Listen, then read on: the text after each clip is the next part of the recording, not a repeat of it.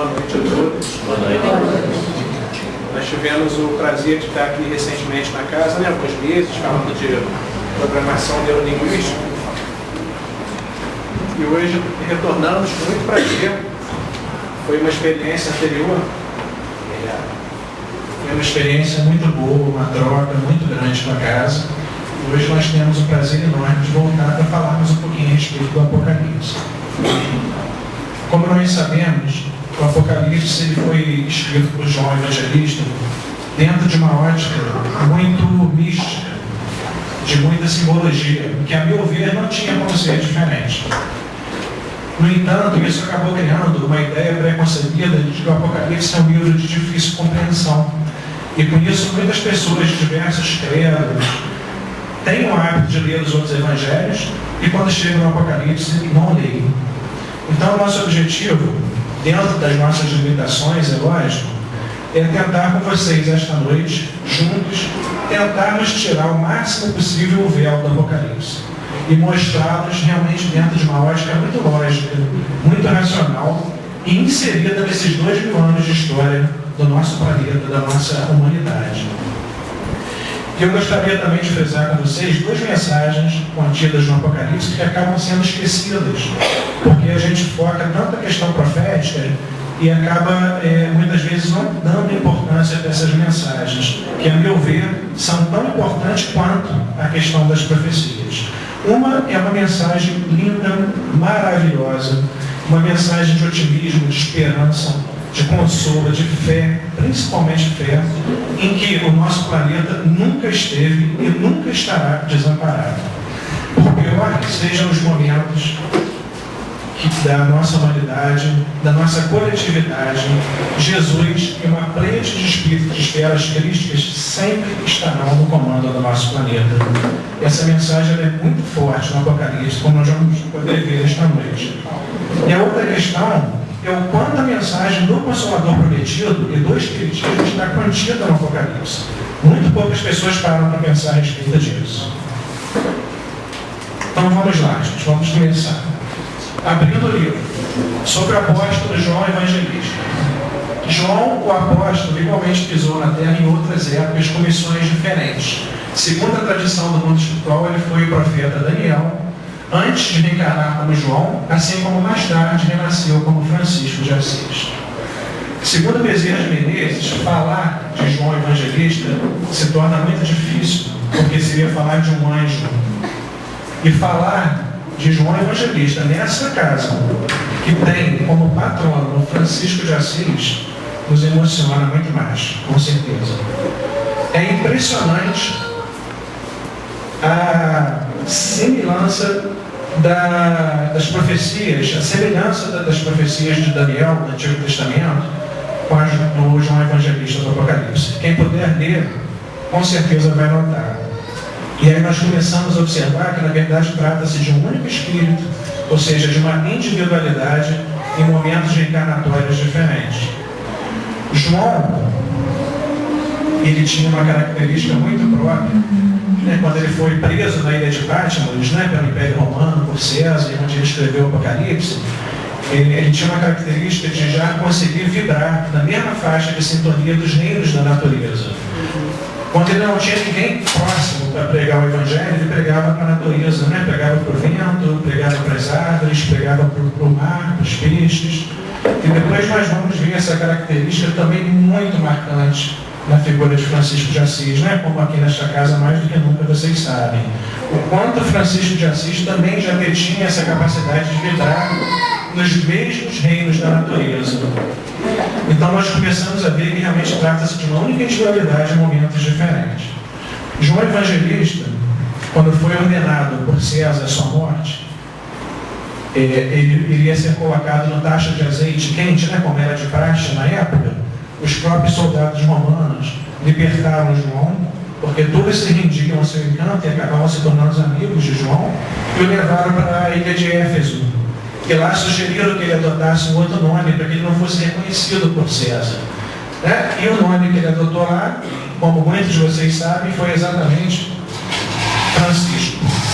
Então isso nos mostra, gente, realmente entrelaçamento. Na verdade, é um espírito de muita luz, como nos diz Bezerra de Menezes, que teve no mínimo 3 vezes no palco do nosso planeta trazendo a mensagem do Evangelho do Cristo. O apóstolo João era tão bem conhecido pelos seus leitores e suas autoridades espirituais eram tão amplamente reconhecidas que ele não precisou estabelecer as suas credenciais apostólicas. Ele colocou simplesmente Apocalipse.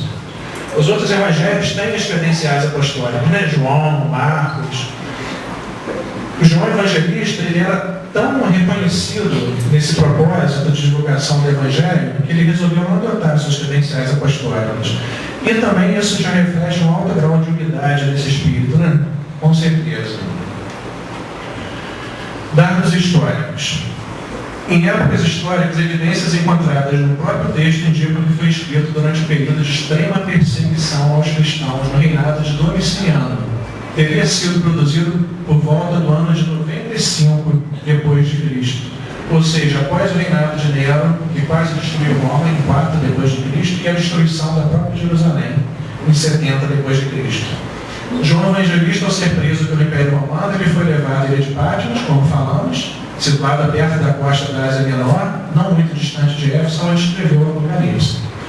Por tudo que eu levantei de estudo, gente, não há nenhum dado preciso sobre quando o Apocalipse foi escrito. Estima-se que tenha sido no ano de 95 depois de Cristo. O conteúdo do Apocalipse, ele nos traz a questão profética, né, que realmente é muito forte, mas além disso, como nós vamos ter a oportunidade de ver a mensagem do Consolador prometido, eu gostaria que vocês frisassem, focassem muito nessa questão, porque realmente ela passa desapercebida no Apocalipse, e uma mensagem de fé no planejamento e auxílio do nosso planeta, onde eu coloquei essa frase, né, só para a gente começar a ter uma ideia: já reina o Senhor nosso Deus Todo-Poderoso. Então essa mensagem de otimismo, de fé, de esperança, de consolo, ela é trazida no Apocalipse através da figura do Cordeiro de Deus. A mensagem central do Apocalipse, lógico, né, além das questões proféticas, é que já reina o Senhor nosso Deus Todo-Poderoso.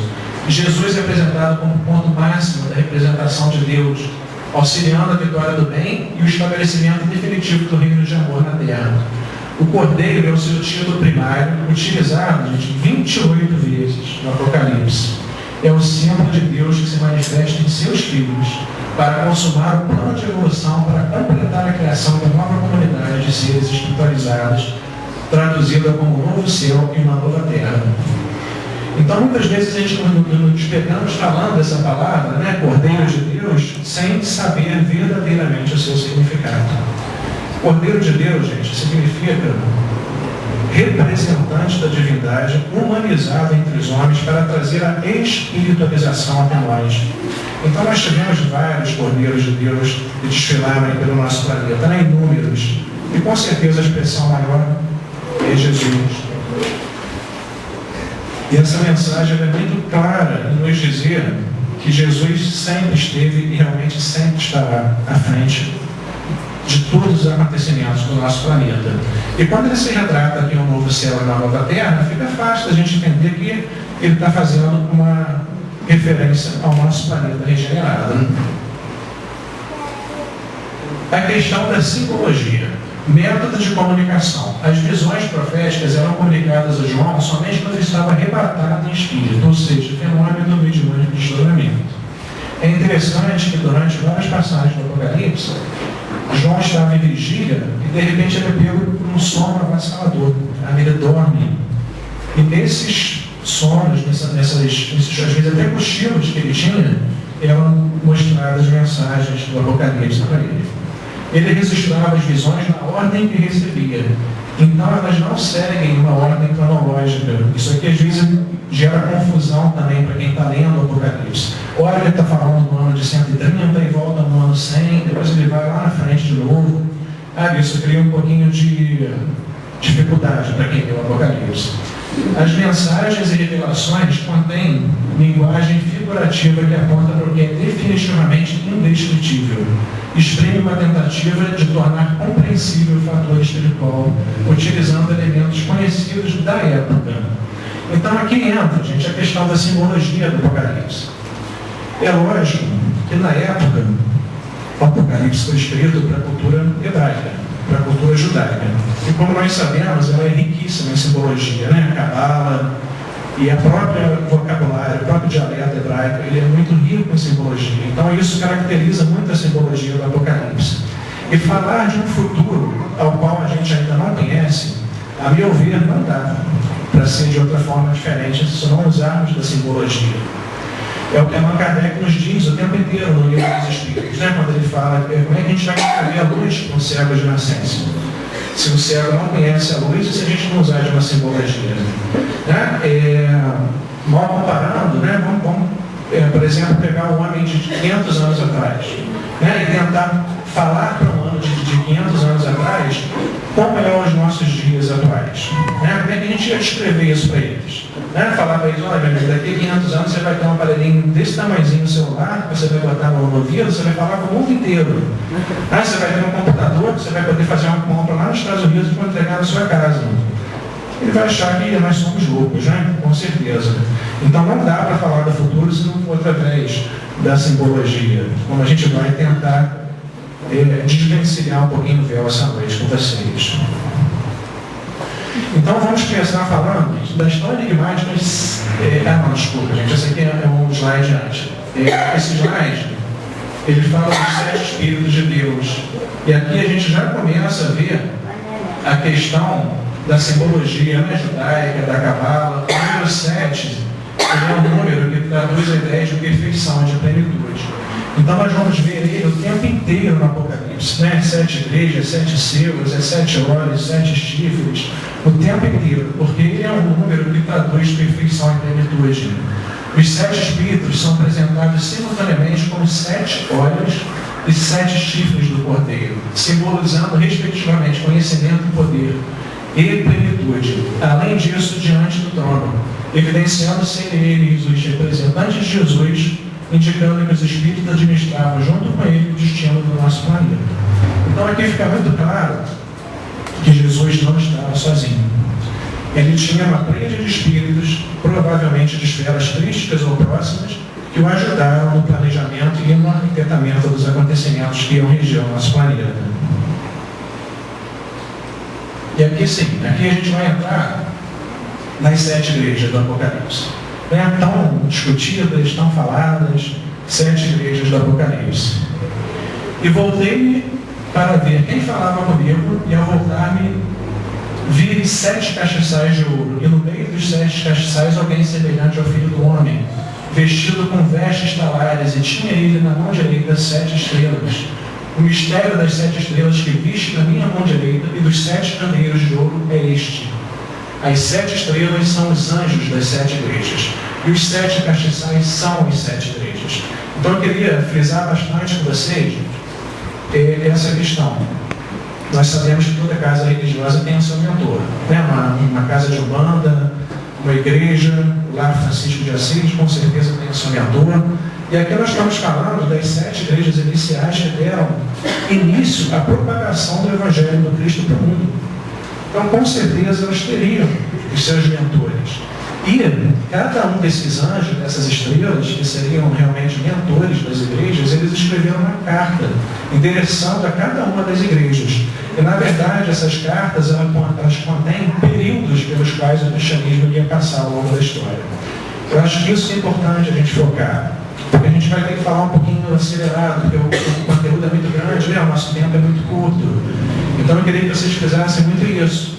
Tá? São 7 anjos, cada um escreve, ou seja, são 7, na verdade, mentores de cada igreja, e eles escrevem cartas para essas igrejas, que nós vamos falar um pouquinho delas.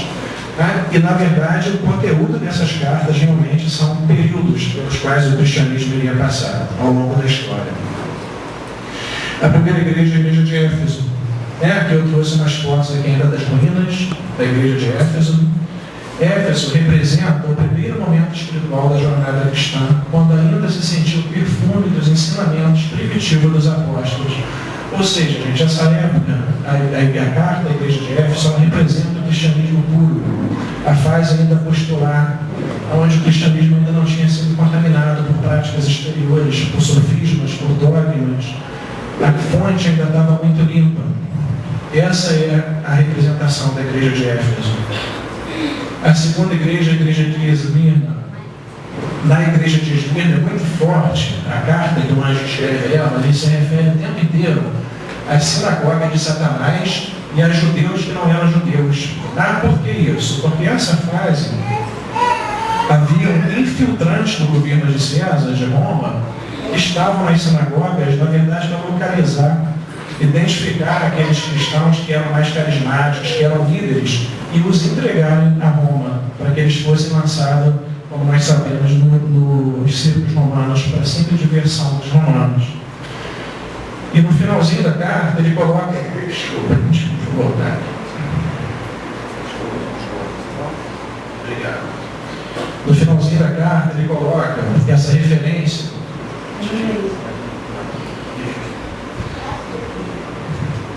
Vamos lá, foi. Desculpa, gente. No finalzinho da carta, ele coloca essa referência a 10 dias, né? Terei uma tribulação de 10 dias, e se fiel até a morte da teia coroa da vida. Na verdade, nesse período iniciou-se também o chamado reinado de Diocleciano, e como nós sabemos aí pela história, foi o período de maior perseguição aos cristãos. E na verdade, pelo calendário hebraico, um dia de período profético, ele se refere a um ano. Então, quando ele fala 10 dias, na verdade são 10 anos. E retrata exatamente esse período do reinado de Diocleciano, que é um período que Emmanuel nos descreve, né, com muita ênfase, com muita propriedade nos romances, psicografados por Chico Xavier, né, onde ele nos diz das barbáries dos círculos romanos. Né, foram 10 anos de martírio sob o domínio de Diocleciano, e fizeram com que o sangue dos cristãos se transformasse em sementeira de luz para a glorificação da mensagem de amor de Jesus. Aonde caía um cristão, o seu sangue fazia a conversão de 10 outros, que prosseguiam com a mensagem elevadora, balando para sempre o trono de César.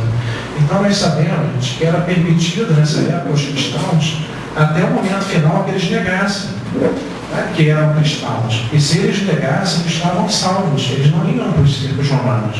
E no entanto, a fé deles era tão importante, era uma fé tão grande, tão inabalável, que mesmo tendo que doar a própria vida, eles iam em frente, afirmando que eram cristãos, e acabaram sendo jogados nos círculos romanos. O mais bonito de tudo é que Emmanuel nos diz que quando eles estavam indo para o suplício, né, ou seja, quando eles seriam devorados pelas feras, ou seriam queimados nas fogueiras, eles eram abraçados pela espiritualidade. A espiritualidade pegava eles no colo, de forma que eles não sentissem dor. Então isso é um recado muito forte para a gente, que quando a gente se abre para os céus incondicionalmente vão se abrir para a gente. Isso é um exemplo de que, para muitas pessoas que ainda vacilam com a sua fé, né, porque é natural, né, como estava conversando com a Cristian, nós ainda somos humanos, ainda temos os nossos questionamentos, mas hoje em dia jamais. A espiritualidade nos pede uma prova que tenhamos que dar a própria vida em prol do cristianismo. E, no entanto, às vezes, com trabalhos menores, ainda vacilamos na nossa fé, achando que nós somos capazes, achando que não vamos conseguir dar um passo à frente. E esse exemplo é um exemplo muito forte que nos encoraja a realmente construirmos uma fé mais rígida, mais sólida. E acabou que o tiro saiu meio que pela culatra, porque Roma queria acabar com os cristãos, só que na verdade acabou despertando um interesse, a reflexão do mundo como um todo. As pessoas começaram a refletir o seguinte: deve ter alguma coisa de especial. Como é que a pessoa vai dar a vida em prol desse Cristo? Eu tenho que ler esse evangelho. No mínimo eu tenho que ter alguma coisa de muito especial nesse evangelho. E acabou que as pessoas começaram a realmente refletir nesse período de uma forma muito diferente em relação ao cristianismo, no mínimo de interesse e de curiosidade em ler o evangelho do Cristo. A terceira igreja, a igreja de Pérgamo. Aqui a gente vê que ela ainda está, né, as ruínas dela ainda estão até bem conservadas. A igreja de Pérgamo, a carta que os anjos escrevem a ela, retrata um período em que a doutrina humana começa a tomar corpo nas comunidades religiosas. Cogitou-se pela primeira vez estabelecer o primado do bispo de Roma, dando início à ideia de um Papa que ferira os mais simples princípios do Evangelho. Gente, eu não estou aqui para fazer apologia negativa da Igreja Católica, de forma alguma. Mas eu acho que isso aqui é muito mais histórico até do que religioso. E o fato é que não há nenhuma referência na Boa Nova, no Evangelho de Jesus, falando sobre luxúria, sobre riqueza, sobre hierarquia e sobre papado. E aqui ele se refere ao trono de Satanás como sendo a própria Roma, onde mais tarde seria estabelecida a sede do papado e o poder e o domínio político e religioso. A quarta igreja, gente, é a igreja de Tiatira. Nessa igreja, a gente vê a questão de uma referência simbólica também muito forte no Apocalipse, que ele coloca a mulher como sendo a noiva do Cristo, simbolizando a comunidade religiosa. Né? A igreja, dessa forma, pode ser vista na figura da prostituta, quando ela não segue o Evangelho. Isso aqui é muito colocado no Apocalipse também, do início ao fim. Ou seja, as igrejas, elas eram referenciadas como a noiva do Cristo, e aquelas igrejas que se deturparam do verdadeiro cristianismo, elas são chamadas de prostitutas. Né? Por quê? Pelo vocabulário hebraico, prostituta não tem o termo da sexualidade de hoje. Significado traição. Esse período, a gente representa a situação da igreja após a união com o Estado, que fez seguir então pela ignorância espiritual que veio inaugurar a Idade Média. Nós sabemos pela historicidade que esse período da Idade Média atrasou no mínimo 200 anos a vinda do Consolador Prometido. Entretanto, exatamente nesse período, que foi um período de muita ignorância espiritual que a humanidade atravessou, reencarnou exatamente Francisco de Assis. E como nós sabemos, né, mais ou menos 200 espíritos vieram com ele para trazer um equilíbrio para o nosso planeta, para a nossa coletividade. Então aqui a gente começa a ver que realmente sempre que o nosso planeta tiver por dificuldades, a coletividade, por pior que possa estar a situação, nós vamos ter sempre representantes de esferas crísticas ou próximas que vão reencarnar no nosso planeta para tentar dar uma equilibrada nas coisas. E a quinta igreja, gente, é a igreja de Sardes. No finalzinho da carta que o anjo escreve à igreja de Sardes, ele coloca pessoas que não se contaminaram com as suas vestes, que comigo ainda andam de branco porque são dignas. Ou seja, apesar de todo esse caos da Idade Média, apesar da deturpação toda que o Evangelho sofreu, ainda teriam pessoas puras, não contaminadas por essas práticas exteriores. Então, na verdade, a gente está fazendo uma referência ao período dos reformadores, né? Representado por Jean Russell, Lutero, Calvino. A expressão máxima desse período foi Martinho Lutero. Como nós sabemos, ele fundou a igreja presbiteriana, né? Martinho Lutero, ele traduziu toda a Bíblia para o alemão e ele fez a reforma da igreja católica. A reforma protestante ela foi uma preparação para o caminho do Consolador Prometido. Assim como a vinda do Cristo foi precedida por João Batista, que preparou os corações para a mensagem libertadora do Evangelho, a vinda do Consolador, a doutrina espírita, foi precedida pela ação da reforma protestante, que abriu as mentes e predispôs os corações para a mensagem da terceira revelação. Não teríamos condições de ter o Consolador Prometido se não fosse preparar um terreno para que depois, no século XVII, pudesse vir o Consolador Prometido. Nós não paramos muito para pensar nisso aqui. E aqui a gente começa a ver o quanto que realmente a mensagem do Consolador Prometido está contida no Apocalipse. Esse período de reformadores, ele foi importantíssimo na história. Hoje nós temos essa abertura religiosa, principalmente no nosso país, né, com tantas diversidades religiosas, foi graças a esse período dos reformadores. E com certeza, gente, ele preparou, ele arou o terreno para que depois o Consolador Prometido pudesse vir. A sexta igreja é a igreja da Filadélfia.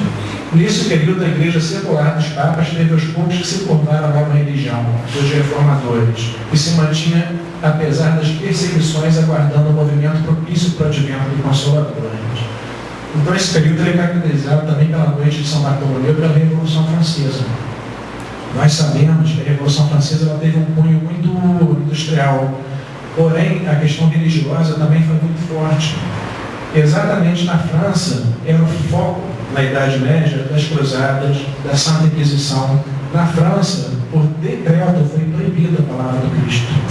Então, exatamente na França, foi um foco maior na Europa da Idade Média, em relação a esse período de treva espiritual. E, no entanto, a gente vê que com a Revolução Francesa o povo estava cansado, desse domínio econômico, desse domínio religioso, e eles se rebelaram também contra a questão temporal, área onde a união da religião com o Estado permitia até lidar sobre a vida das pessoas.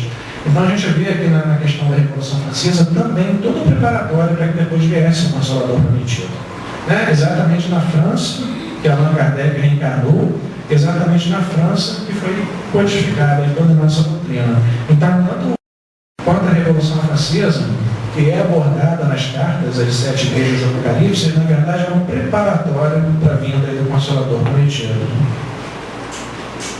E a última igreja, a igreja de Laodiceia. Ao anjo da igreja de Laodiceia escreve: isso aqui eu faço até questão de ler um pedacinho da carta com vocês. Conheço as tuas obras, que nem és frio, nem quente. Quem dera fosse frio ou quente. Rico sou e de nada tem falta. Mas não sabes que és um coitado e miserável, pobre, cego e nu. Esta mensagem é destinada aos trabalhadores da última hora, com o conhecimento da vida espiritual, da reencarnação, da benignidade, foram restaurados com a vida do Consolador dos modernos seguidores do Cristo. Julgam estar enriquecidos com o seu conhecimento e não necessitam de maior profundidade. O simples conhecimento da verdade transcendentais não os fazem melhores.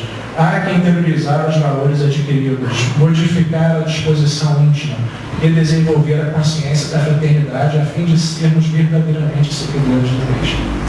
Então essa carta à igreja de Laodiceia é uma carta que, a meu ver, ela está muito atual. Essa carta ela fala muito forte, Ele é muito forte nos dizeres dessa carta, onde ele nos fala que nem é frio e nem quente. Quem dera fosse frio ou quente. Ou seja, é uma aversão aos trabalhadores da última hora, todos nós que aqui estamos hoje. Eu acho que essa carta fala muito forte e a gente deve fazer uma reflexão para tentarmos nos localizar onde nós estamos em referência a essa carta à igreja de Laodiceia. Se nós ainda estamos no intelecto ou se já conseguimos praticar alguma coisa daquilo que sabemos. Porque a gente sabe, gente, que a letra do Evangelho sem vivência é letra morta. A palavra, ela convence, mas o exemplo arrasta. Jesus vivenciou toda a sua trajetória exemplificando sempre aquilo que ele falava. Então essa carta, ela é endereçada realmente aos trabalhadores da última hora e a todos nós no momento em que passamos aí da nossa evolução. Então nós falamos das 7 igrejas de uma forma um pouquinho corrida, porque realmente o tempo é muito apertado. Mas na verdade eu queria que vocês gravassem isso. São anjos, cada igreja tinha o seu mentor, eles escreveram cartas para essas igrejas, E na verdade eram períodos, como nós vimos que o cristianismo e o nosso planeta iam passar. Depois das tão 7 faladas igrejas do Apocalipse, vem o livro selado, ou o livro dos destinos, que também é muito místico, muito simbólico, muitas pessoas leem e não compreendem. Depois destas coisas olhei e vi que estava uma porta aberta no céu, e a primeira voz que eu ouvi, como de um som de uma trombeta falando comigo, disse: sobe para aqui e te mostrarei as coisas que depois destas devem acontecer. Imediatamente foi arrebatado em espírito. E um trono estava posto no céu e alguém assentado sobre o trono. Ao redor do trono haviam 24 tronos e vi assentados sobre os tronos 24 anciões vestidos de branco e tinham na sua cabeça coroas de ouro. Os 24 anciões se encontravam diante de alguém que lhe eram superiores moralmente. Tudo indica ser este alguém um representante da divindade, provavelmente Jesus mesmo. Então aqui no livro selado, a gente vê que Jesus não estava sozinho. Havia uma assembleia com 24 tronos, com 24 anciões, que participaram do livro selado, ou do livro dos destinos, que, como nós sabemos, é o livro que contém todos os acontecimentos que iam reger o nosso planeta. E os 4 seres viventes. Isso aqui causa uma confusão na cabeça de muita gente. Muitas pessoas leem essa questão dos 4 seres viventes e não entendem nada. Ainda na mesma visão apocalíptica é relatada a aparição de 4 seres viventes com aspecto diferente do padrão que se observava. Então essa passagem aqui do Apocalipse, né? O primeiro era semelhante a um leão, o segundo a um touro, o terceiro tinha o rosto como de um homem, e o quarto era semelhante a uma águia, voando. Quando os seres viventes davam glória, honra e ação de graças ao que estava sentado sobre o trono. Esses seres podem muito bem representar outras humanidades em estágios mais avançados do que o do nosso planeta. Desde épocas remotas, o homem terrestre é visitado por seus irmãos de outras terras do espaço. Nunca se encontraram sozinhos no meio cósmico que ampara a evolução. Esses representantes federais esperam que o homem terreno desenvolva a consciência cósmica e os altos padrões de fraternidade e amor, a fim de que possam ascender as estrelas e participar da comunidade dos representantes de diversos mundos, a qual aguarda a renovação da Terra em um mundo melhor. Nós sabemos hoje, gente, o quanto a Terra está sendo visitada, né, por espíritos de outros planetas, né, as crianças índios, cristais, estão vindo da constelação de Alcione. Então, a meu ver, seria extremamente natural que nessa assembleia, que haviam 24 anciões, tivessem representantes também desses planetas. Porque em algum momento da história, iria se entrelaçar a história da Terra com esses outros planetas. Então eles também tinham um interesse muito grande no que iria acontecer com o planeta Terra. Nós sabemos que esse movimento de transmigração planetária é necessário para a evolução de muitos espíritos, que ora estão na Terra, ora estão em outro planeta. Os representantes desses planetas, que em algum momento se entrelaçariam com a Terra, eles teriam todo interesse em saber dos destinos que iriam acontecer no nosso planeta.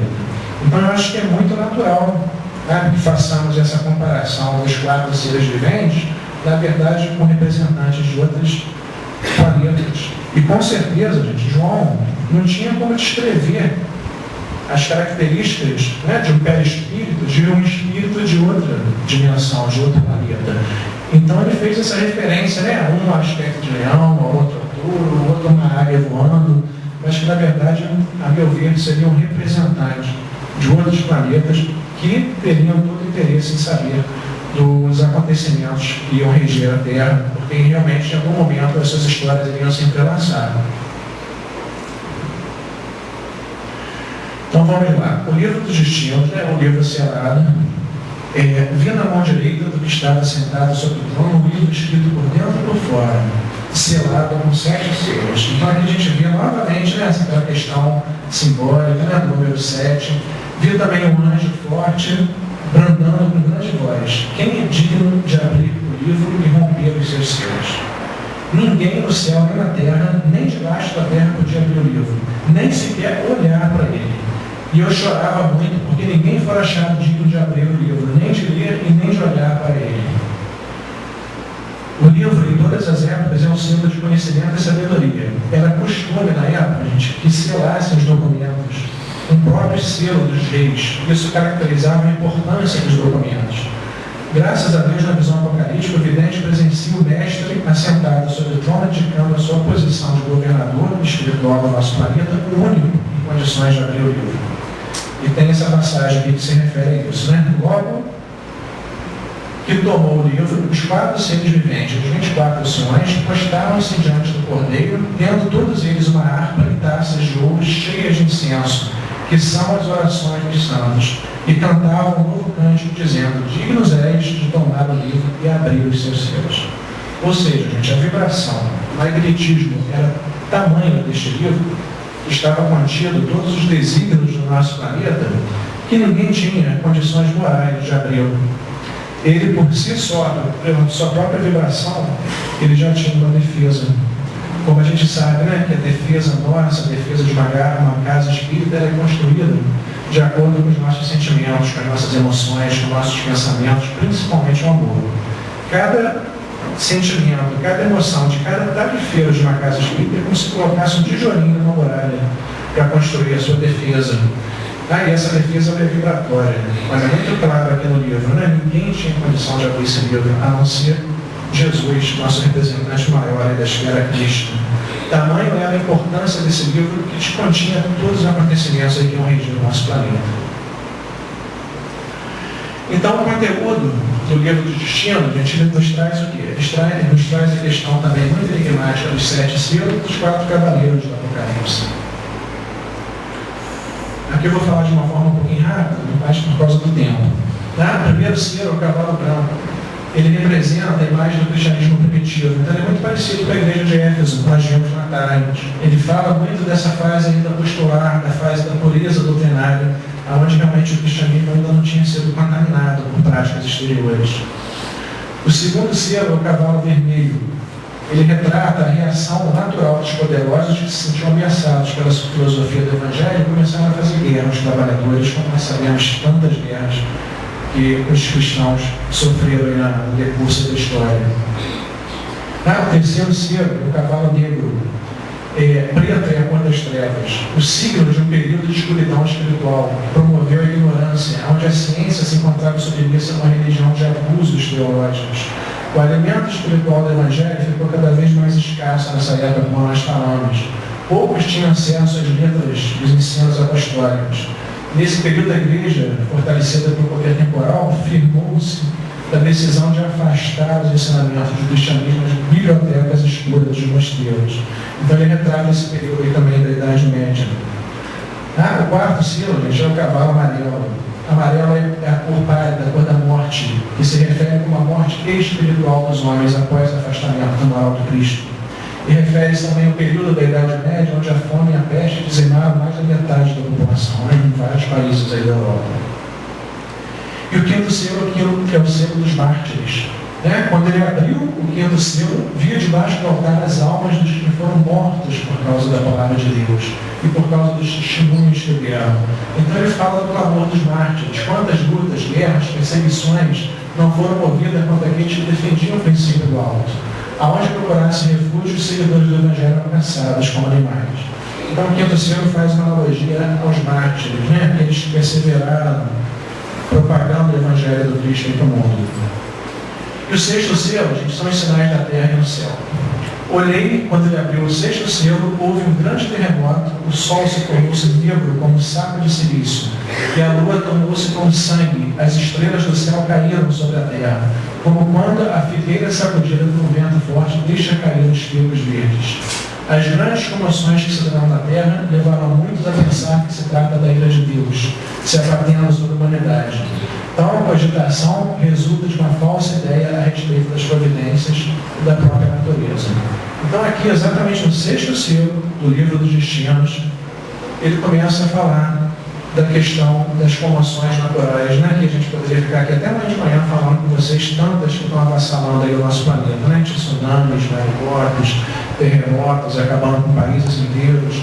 A questão da temperatura, nós estamos sofrendo uma temperatura altíssima no nosso planeta, no nosso continente. Os Estados Unidos recentemente registrou temperaturas árticas, polares, matando pessoas aí por causa do frio. Então aqui ele começa a fazer essa referência, realmente, às comoções naturais. Eu queria fazer um comentário para vocês, porque tem muitas pessoas que veem o Apocalipse e colocam a seguinte questão: mas se já está tudo escrito, se o Apocalipse nos traz os destinos do nosso planeta, nós não vamos poder mudar nada aí. Os fantoches aí na mão de Deus, meros espectadores de tudo que vai acontecer no planeta. E aí, gente, entra a questão do determinismo. Fala-se muito de livre-arbítrio na doutrina espírita, porém a gente ouve falar muito pouco de determinismo. E uma coisa ela está totalmente entrelaçada na outra. Nós sabemos que no nosso livre-arbítrio nós conseguimos construir a nossa caminhada, Cada um caminha da forma como quer, sempre dentro da lei de causa e efeito, mas o livre-arbítrio nos dá a possibilidade de construirmos sim o nosso futuro. Porém, o determinismo ele entra em ação para que a obra como um todo não se comprometa. Vocês já pararam para pensar o que seria do nosso planeta se ele ficar à mercê do nosso livre-arbítrio? Simplesmente, daqui a pouco não haveria mais vida no planeta. Muitos estrategistas nos falam que as piores guerras estão por vir e vai ser por falta d'água. Então, se o planeta ficasse simplesmente a mercê do nosso livre-arbítrio, poderia se comprometer o todo. E o determinismo, ele entra para que isso não aconteça.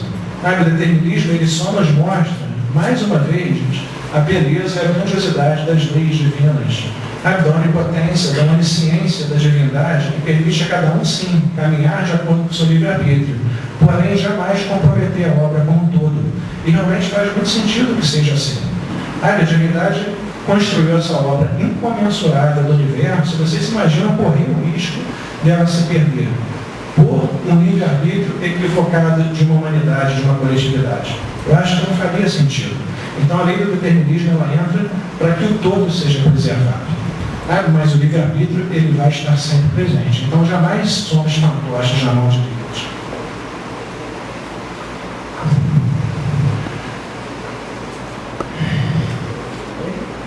Obrigado. O sétimo selo e os 7 anjos, que seria o último selo do livro dos destinos. Quando ele abriu o 7º selo, fez silêncio no céu por cerca de meia hora. Veio outro anjo e pôs-se junto ao altar, tendo um incensário de ouro. Foi-lhe dado muito incenso para oferecê-lo às orações de todos os santos. Então o anjo tomou o incensário, enchendo de fogo do altar e lançou sobre a terra, e houve trovões, vozes, relâmpagos e terremotos. O incenso, desde muito cedo, fica associado com uma simbologia de Cristo ensinando os homens quanto às suas responsabilidades.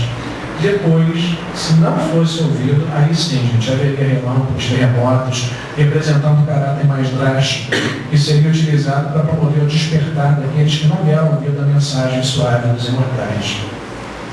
E aqui eu coloquei o slide só para a gente ganhar tempo, falando dos 7 anjos que estão contidos nos 7 selos do livro dos destinos. O primeiro anjo tocou a sua trombeta e houve fogo misturado com sangue. Foram lançados na terra, foi queimada a terça parte da terra. Ele está fazendo uma analogia muito clara da destruição do nosso planeta, as queimadas, ao desmatamento, o que a gente está vendo aí diariamente no nosso planeta. O segundo anjo tocou a trombeta e foi lançado no mar como um grande monte ardendo em fogo. Ou seja, provavelmente um meteorito que a nossa ciência ainda não identificou, que ainda está por vir ou passar próximo do nosso planeta. O terceiro anjo tocou a trombeta e caiu do céu uma grande estrela ardendo como uma tocha. Caiu sobre a terça parte dos rios e sobre as fontes das águas. E muitos homens morreram das águas que se tornaram amargas. Ele faz uma analogia aqui, gente, às bombas nucleares. Os acidentes nucleares contaminaram as águas, se tornaram amargas, ou seja, poluídas, contaminadas, matando muita gente. O quarto anjo tocou a trombeta e foi ferida a terça parte do sol, a terça parte da lua e a terça parte das estrelas, de modo que a terça parte dele se escureceu. Eu acho que aqui dá para a gente comparar muito o acidente da Segunda Guerra Mundial de Hiroshima e de Nagasaki. Como que a gente vê nas filmagens, nos documentários, aquela fumaça negra que tomou conta, parece, do planeta inteiro, escurecendo, como ele fala aqui, a atmosfera do nosso planeta. O quinto anjo tocou sua trombeta e viu uma fumaça de gafanhotos sobre a terra. Foi-lhe dado poder como dos escorpiões da terra. Tinham couraças de ferro e o ruído de suas asas eram como ruídos de carros de muitos cavalos que correm o combate. Ou seja, gente, isso aqui é a Segunda Guerra, a Primeira Guerra Mundial, de uma forma muito clara. Ele coloca aqui como se fossem escorpiões, tinham couraças de ferro, ou seja, os aviões. O ruído das suas asas era o ruído de carros de muitos cavalos que corriam o combate. Então ele está falando aqui dos aviões. Só que como que João escreveu um avião, gente, há 2000 e poucos anos atrás, se não fosse dessa forma simbólica, referência a muitos carros, o ruído das suas asas, ele nunca tinha visto um avião na vida dele. O meio de transporte era carruagem naquela época. Então não tinha como escrever um avião se não fosse dessa forma simbólica. Mas isso aqui é uma referência muito forte às guerras mundiais. O sexto anjo tocou a trombeta e dizia: solta os 4 anjos que estão presos junto ao rio Eufrates. E foram soltos 4 anjos, a fim de matarem a terça parte dos homens. E assim vi os cavalos e seus cavaleiros, que tinham couraça de fogo, cabeças de leões, e de sua boca saíam fogo, fumaça e enxofre. Nós sabemos que o rio Eufrates fica na região da Palestina, centro das guerras religiosas que até hoje acometem o Oriente Médio, matando a terça parte dos homens, como o Apocalipse nos refere. E aqui, cavalos, cavaleiros, couraças de fogo, cabeças de leões, são os tanques de guerra, né? Saíam fogo, fumaça, enxofre, ou seja, são os mísseis. São as armas utilizadas hoje, principalmente nessa região do Oriente Médio. E o sétimo anjo, gente, eu coloquei ele separado porque ele tem muito a ver também com a mensagem do Consolador prometido. O sétimo anjo tocou a trombeta, houve no céu grandes vozes que diziam: os reinos do mundo vieram a ser do nosso Senhor e do seu Cristo, e ele reinará para todo sempre. Abriu-se no céu o templo de Deus, e a arca de sua aliança foi vista no seu santuário. Houve relâmpagos, vozes e trovões no céu. Podemos dizer que essa passagem se refere ao Espírito Consolador, na sua falange de mortais, que são as vozes do céu que provocam terremotos, abalando a estrutura da sociedade materialista, e com relâmpagos e vozes através da mediunidade, promoveram um período fértil de manifestações mediúnicas. Pela simbologia bíblica, gente, a Arca da Aliança, ela tem essa simbologia de revelação divina para os homens. Mais uma vez, se referindo a essa simbologia da Cabala, hebraica, judaica, revelação divina para o homem. É assim que o Espiritismo remonta seu turno e a simbologia da Arca Divina, ou seja, trazendo os ensinamentos espirituais para uma nova humanidade.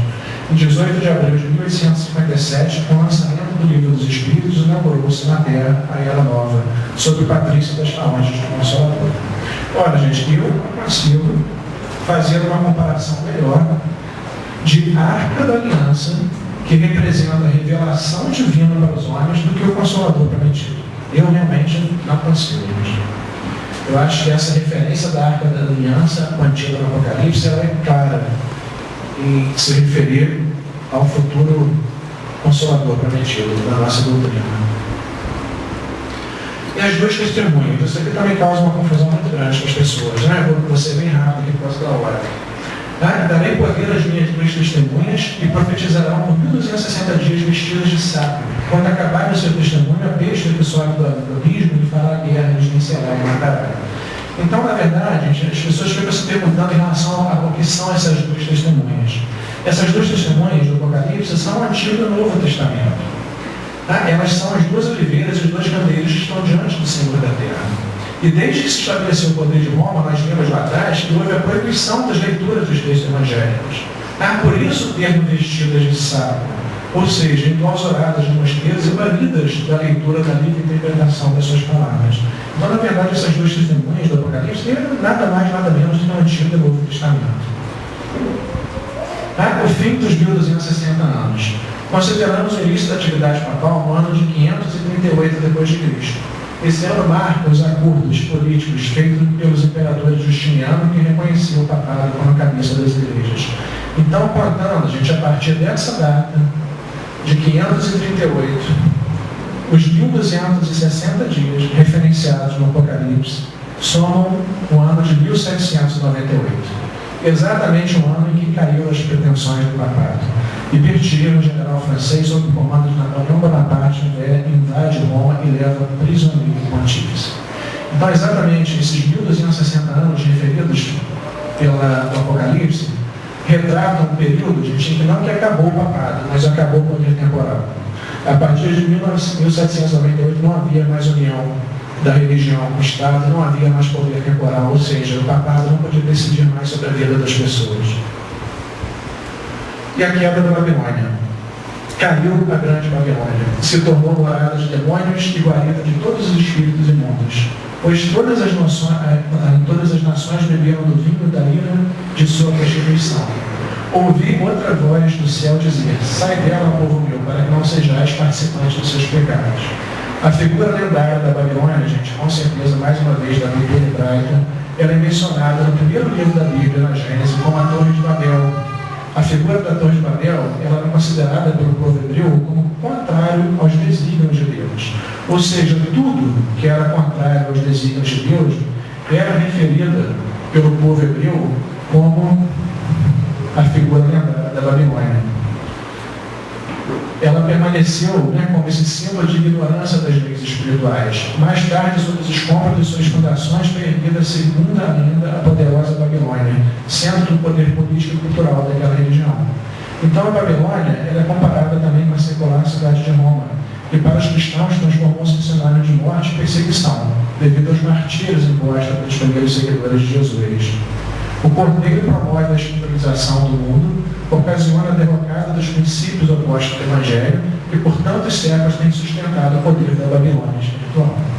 Então nós vemos que o significado hebraico, judaico, ou seja, da época em que foi escrito o Apocalipse, da época que João estava tendo arrebatado o Espírito, as visões, ela se refere a tudo aquilo que é contrário aos planos de Deus.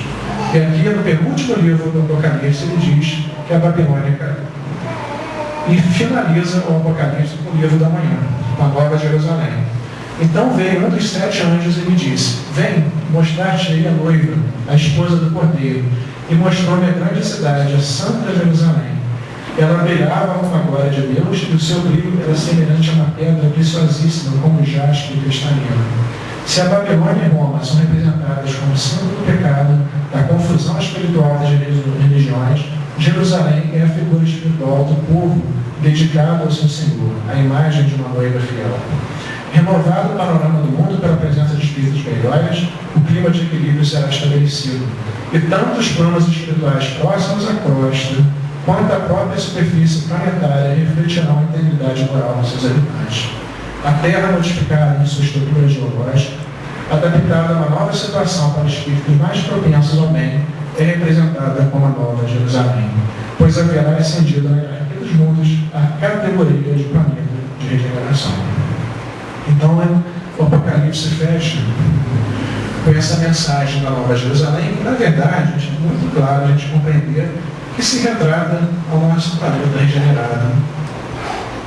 E aí eu coloquei essa passagem que realmente é muito forte, do Apocalipse, ela é muito bonita, Diz-me ainda, não segue as palavras da profecia desse livro, porque próximo está o tempo. Eis que cedo venho, a minha recompensa está comigo para dar a cada um segundo a sua obra. E aqui eu tinha terminado esse slide, essa palestra do Apocalipse, com esse slide do Arte Luiz, muito antes de eu vir aqui a casa. Eu tinha, na situação anterior que nós falamos de PNL, até comentado um pouquinho com vocês. Eu tive o privilégio de ir ao Arte Luiz com a minha esposa, uma situação muito íntima, muito peculiar que aconteceu na minha vida. E eu tive uma impressão muito forte ao sair de lá, que o Frei Luiz é uma pequena mostrinha do que será a Nova Jerusalém, do que será o nosso planeta regenerado. Assim como nós temos vários outros Frei Luiz para espalhados, para quem tem olhos de vida. Essa certeza ficou muito grande dentro de mim, por isso que eu resolvi terminar com esse slide, bem antes de pensar em vir aqui a casa. Eu espero ter conseguido mostrar o Apocalipse para vocês de uma forma mais suave, de uma forma mais descortinada, realmente tentando tirar o véu. Nós temos que correr muito, porque na verdade nós estamos falando de um livro que é um livro talvez mais enigmático, mais difícil da Bíblia, e a gente teve a proposta de trazê-lo para uma palestra de 1 hora. Então realmente fica muita coisa que requer a nossa leitura. Mas no sentido geral, a minha ideia é essa, de trazer o Apocalipse para vocês, tentando mostrá-lo de uma ótica realmente mais tranquila, como nós podemos ver, inserida nesses 2.000 anos de história do nosso planeta, que tenhamos a certeza dessa mensagem consoladora que o Apocalipse nos traz, dizendo que o nosso planeta irá se regenerar sim, dizendo que Jesus e essa plede de espíritos de esferas místicas estarão sempre na frente do comando do nosso planeta, por pior que possa parecer o momento que estejamos passando. E refletimos um pouquinho em relação ao quanto o Consolador prometido também está contido no Apocalipse, como nós vimos através da igreja de Sardes, com a mensagem dos reformadores, através da mensagem da Revolução Francesa, que realmente preparou todo o terreno para a vinda de Allan Kardec, e realmente está muito forte essa questão do Consolador, e é uma situação que muitas pessoas às vezes não param para pensar. Muito obrigado, uma semana de muita paz para todos.